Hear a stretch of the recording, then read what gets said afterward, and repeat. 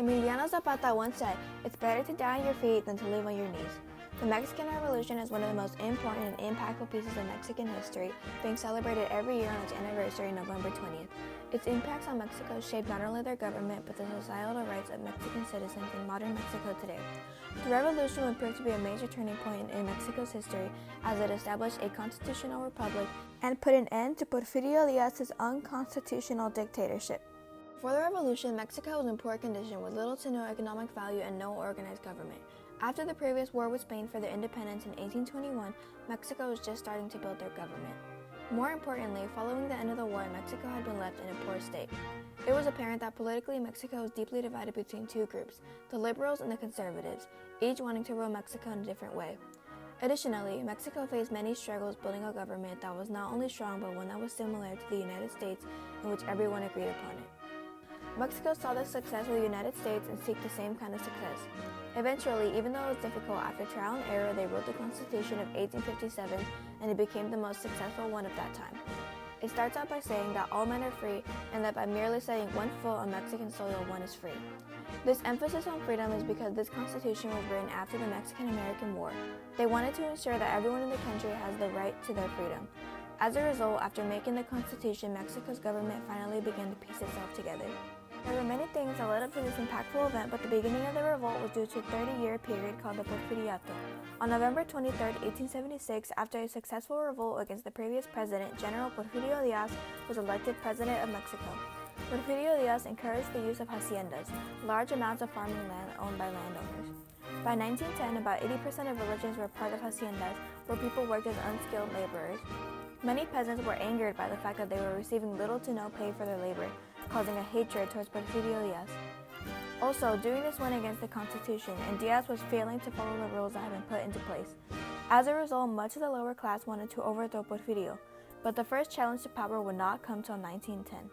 Francisco Madero was the first person to challenge Díaz by releasing a Plan de San Luis Potosí.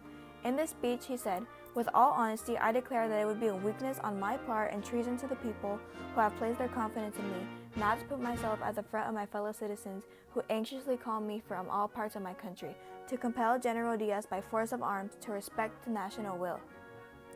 With this speech, he managed to gain the support of a large group of peasants to join him in order to rise up against Díaz. Mexico was important to Madero, and although he was wealthy, he could no longer bear to see his people treated the way they were.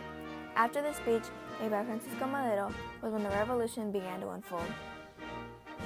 The Mexican Revolution was a long, brutal battle lasting almost 2 decades and solidifying itself in Mexico's history for decades and decades to come. At last, on November 20th, 1910, Francisco Madero officially started a revolution against Porfirio Díaz to end his immoral dictatorship. In their first battle, the Federal Army was severely outnumbered by the peasants, which would be crucial to their victory, along with the leadership and support of Emiliano Zapata, Pancho Villa, and the U.S. Army.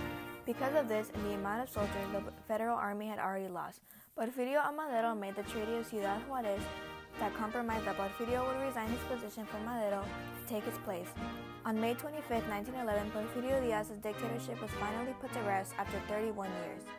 The treaty concluded the initial phase of the revolution, becoming the first successful overthrow of a government leader in the revolution.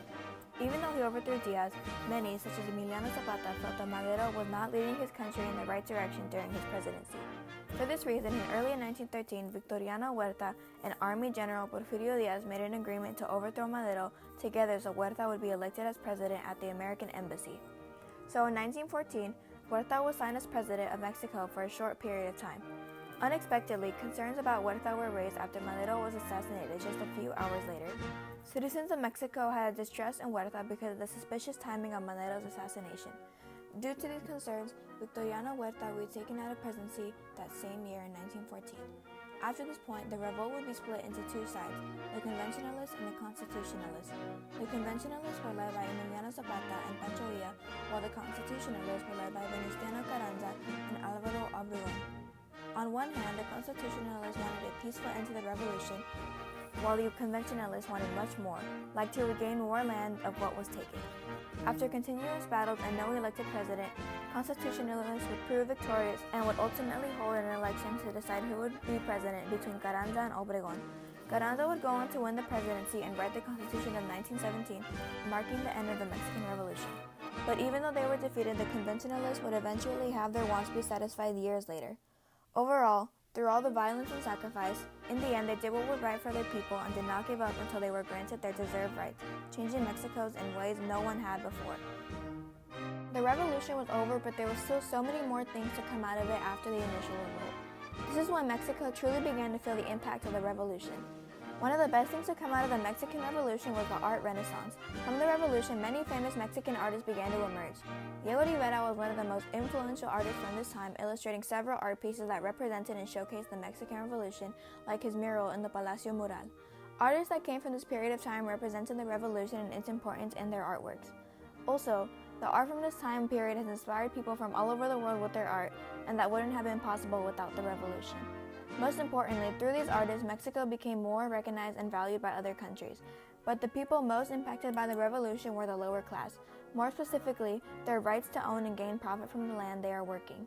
In 1934, in the reform of land led by Lázaro Cárdenas, many peasants and farmers regained their land that was lost in the previous revolution. After this land reform, those who were part of the conventionalists felt their wants had been fulfilled. Also, after the revolution and land reform, the lower class began to be treated with more respect than they ever had before by the government, no longer being devalued. Equally as important, being built upon agriculture and farming, the political stability of Mexico began to improve. Ultimately, these short-term impacts not only show the success of the revolution, but how influential it was in Mexico. The effects of the Mexican Revolution are still visible today and can be seen through Mexico's government and culture. Because of the fight to end the Porfiriato, many rules were set in the Constitution to prevent another presidency like it. In the political constitution of the United Mexican States, in Article 77, it states that no president may serve more than one 6-year term as president. Without the revolution, Porfirio Diaz wouldn't have been overthrown and the government would have proceeded the way it was going. If this were to happen, the government would have too much power and would be less like a democracy and more like monarchy, destroying all of Mexico's original morals. By putting this rule in place, Mexican citizens are being protected from another revolutionary war occurring, showing the importance of the Mexican Revolution. Mexico valued the importance of this revolution, and we can see that through them celebrating it as a national holiday on November 20th. With the celebration of this holiday, you can see how much citizens and government of Mexico value this event. Without the revolution, Mexico wouldn't have had the same successful democratic government they have today. For this reason, it is clear that the impact the revolution has had on Mexico is greatly cherished and respected in Mexico. Many people who were part of the revolution have different views of it, and although it caused a lot of suffrage, it showed the power of fighting back for your rights. In 1912, Pancho Villa wrote a letter expressing his thoughts after he was unrightfully sent to jail during Huerta's presidency. In this letter, Pancho prays that God recognizes what he has done for the country and to save him, begging for the governor of Chihuahua to convince Huerta to set him free. It's apparent that the revolutionary brought someone as strong to Villa to his lowest point, having to resort to bribery just so he can continue to help his country. This shows how much Pancho Villa cared for protecting his country and how much his revolutionary meant to him.